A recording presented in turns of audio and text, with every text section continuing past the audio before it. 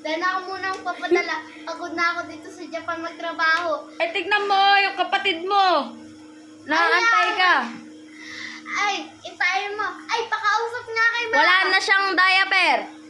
Ay, magtrabaho Kailangan na daw ng pera, wala ng pera si tita. Magtrabaho ka muna. Makakapagtrabaho ba? Nagtatrabaho na ako dito sa bahay niyo. Wala nang diaper. Wala akong mapapadala. Ito, magbasa ka na ng kabating data. Napapadala ko. Magbasahin mo. Oh, babasahin. Saan ka pa nakatingin? Ay, nakay tita ang camera. Alam na daw. Kiyubi. Wala ka gatas ang gatas. Okay, tayo, guys.